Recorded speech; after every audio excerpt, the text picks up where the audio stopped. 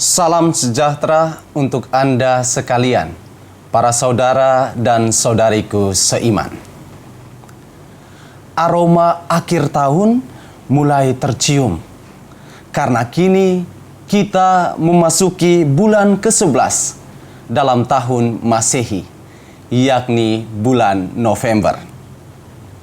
Seperti bulan-bulan lainnya yang sering diberi tema tertentu, pada bulan November, gereja mengundang kita untuk merenungkan misteri kematian sekaligus mendedikasikan doa-doa kita bagi keselamatan arwah.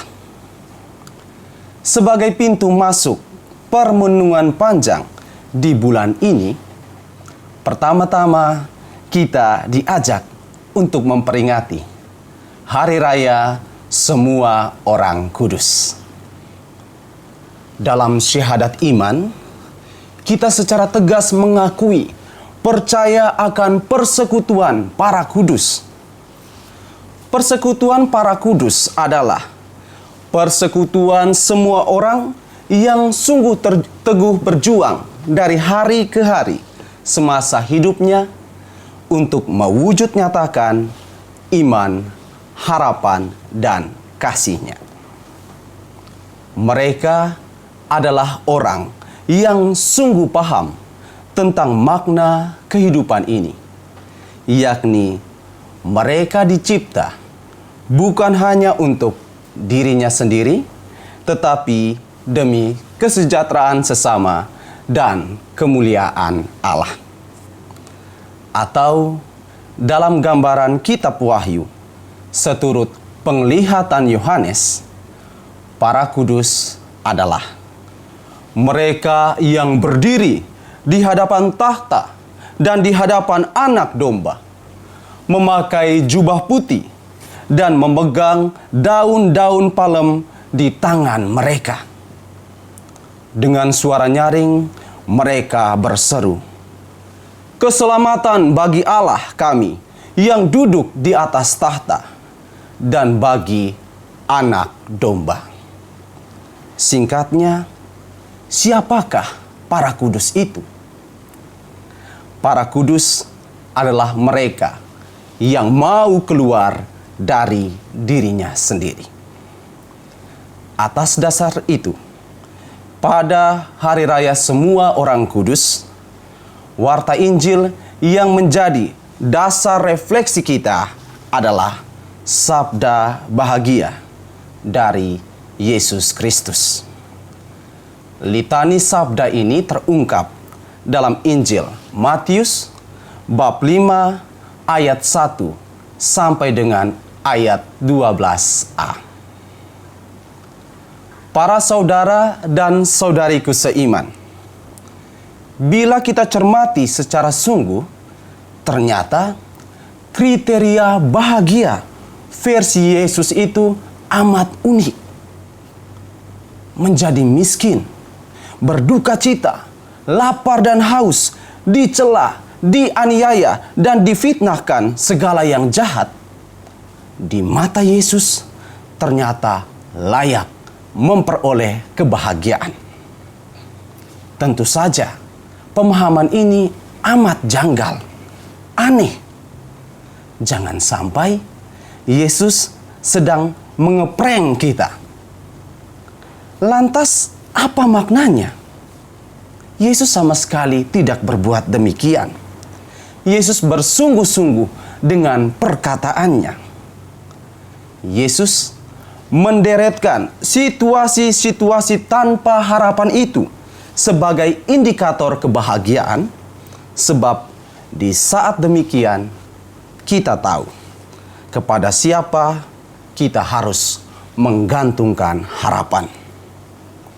Dalam situasi-situasi penuh keterbatasan itu, kita makin paham bahwa ada Dia yang tiada terbatas, yang mampu menarik kita keluar dari keterbatasan tersebut.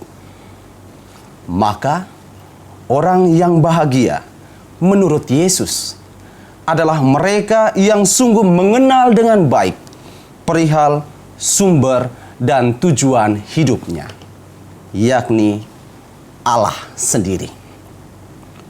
Orang yang bahagia adalah mereka yang tidak jemu memuliakan Allah dalam segala situasi. Jika demikian, bukankah arti dari orang bahagia ini sama persis dengan pemahaman akan orang kudus tadi? Kemudian, kriteria bahagia menurut Yesus juga tercermin dalam upaya menjadi murah hati, suci hati, dan membawa damai. Gambaran ini tentu punya kaitan dengan hidup bersama. Seseorang hanya bisa dikatakan murah hati, suci hati, atau membawa damai jika kebajikan itu dirasakan oleh orang lain. Kita tidak bisa menilai tentang kepribadian seseorang jika ia cuma diam mematung. Penilaian diberikan sejauh ada pengaruh yang ditampilkan. Maka orang bahagia menurut Yesus adalah mereka yang membawa perubahan positif dalam kehidupan sesamanya. Mereka yang punya andil besar dalam menciptakan kesejahteraan bagi orang lain. Jika demikian, bukankah arti dari orang bahagia ini sama persis dengan pemahaman akan orang kudus tadi? Karena itu, marilah kita sadar bahwa kita pun dipanggil menjadi kudus. Tujuan Hari Raya Orang Kudus ini diperingati bukan cuma semata-mata berintensi nostalgia demi mengagungkan mereka yang telah mencapai kesempurnaan iman, kasih, dan harapan.